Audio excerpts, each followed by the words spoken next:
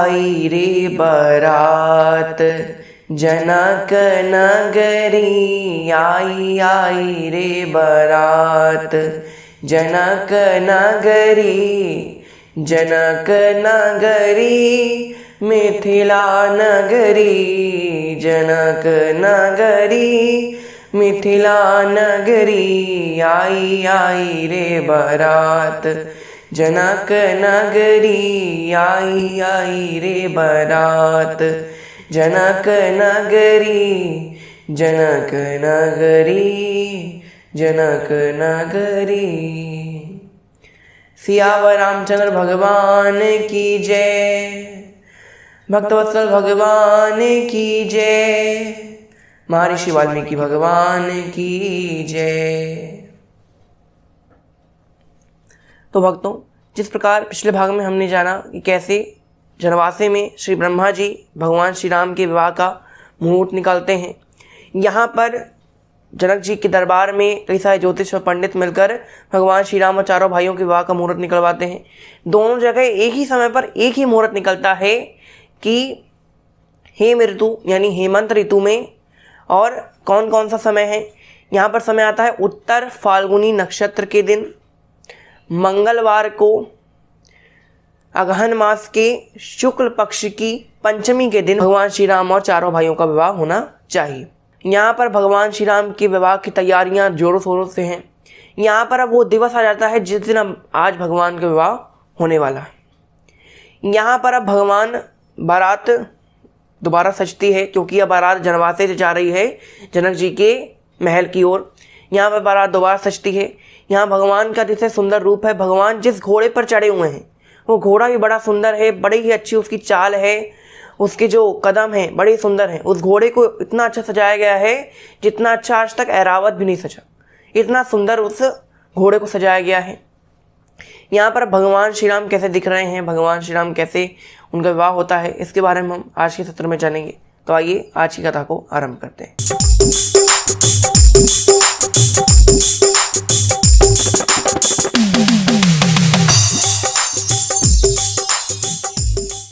जनु बाजी बेशु बनाई, मनसी जुरा महित अति सोहई, आपने भय बल रूप गुण गति, सकल भुवन विमोहई, जगमगत जीनु जराव ज्योति, सुमोति मणि माणिक लगी, किंकिन ललाम लगाम ललित, पिलो किशोर नर मुनि ठगी।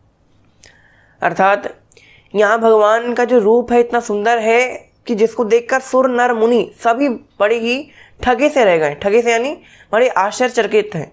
यहाँ भगवान को बहुत सुंदर सा सजाया जाता है।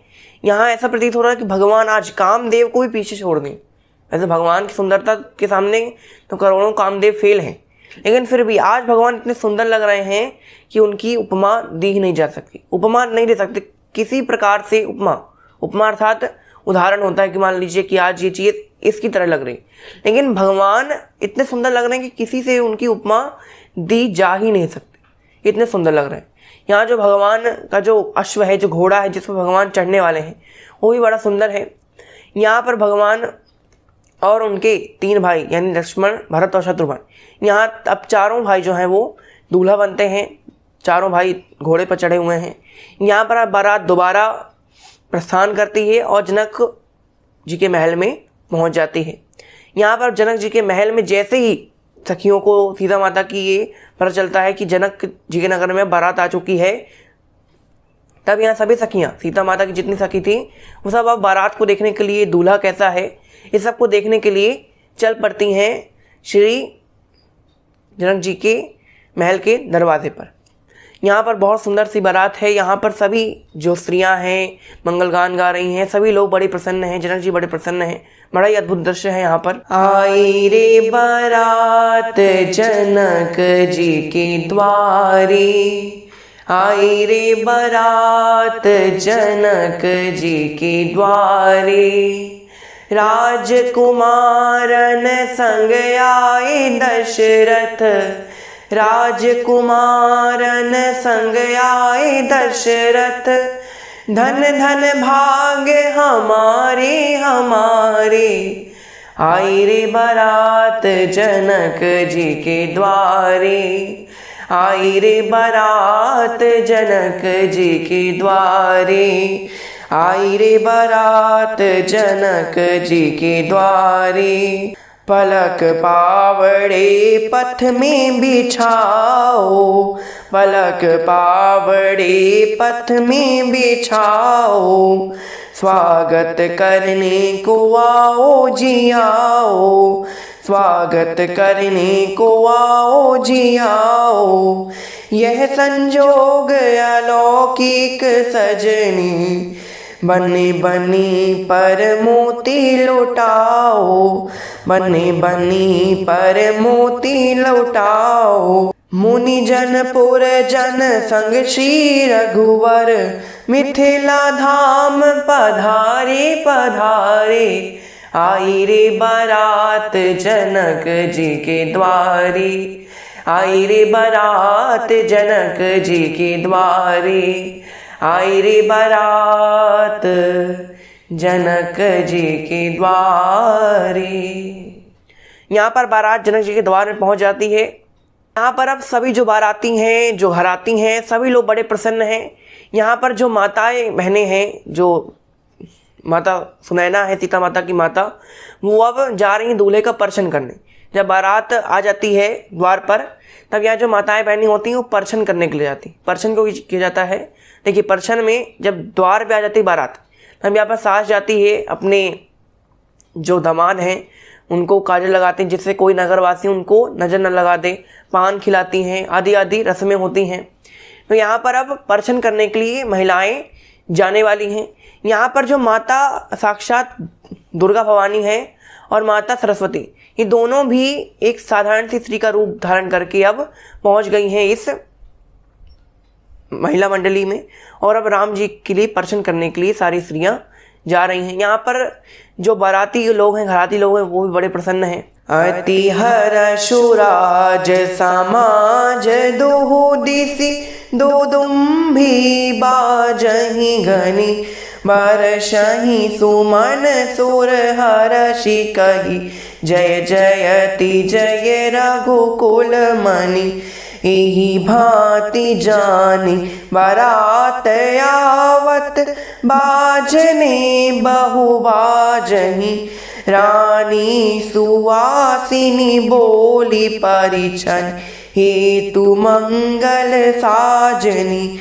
को जान के ही आनंद बस सब, ब्रह्मु बर परिछन चली, कलगान मधुर निशान बरसई, सुमन सुर शोभा भली। आनंद कंद विलोकी दुलहु सकल, हिय हर्षित भई, अम्भोज अम्बक अम्बु मगी, सुअंग पुल कावली छई, अम्भोज अम्बक अम्बु मगी, सुअंग पुल कावली छई। यहाँ पर जो माताएं बहनी हैं, सुनैना माता है, जो सीता माता की सखियां हैं, वो सब अब भगवान श्री राम का परछन करने के लिए पहुंच जाती हैं।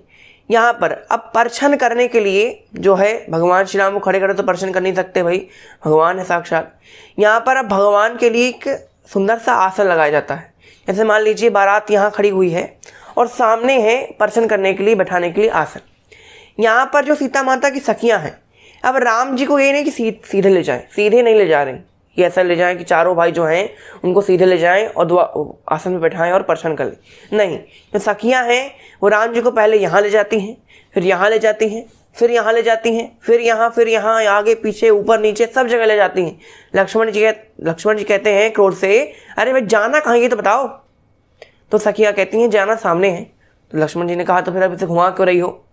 तब यह सखियाँ कहती हैं कि हमने सुना है इनके चरण कमल, इनके चरणों की रज से एक पत्थर नारी बन जाते हैं।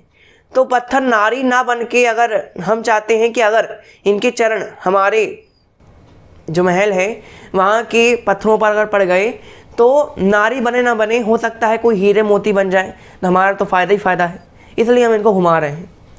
तो यहाँ पर अब राम जी का जो स्त्रियाँ हैं वो प्रश्न करती हैं और अब उनको लगन मंडप, लगन अर्थात होता है विवाह, अब यहाँ जो सखियाँ हैं सीता माता की, वह भगवान को विवाह के मंडप में ले जा रही हैं।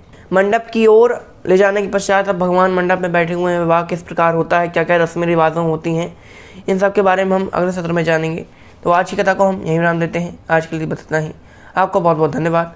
घर पर रहिए, सेफ रहिए, मुस्कुराते रहिए। जय श्री राम।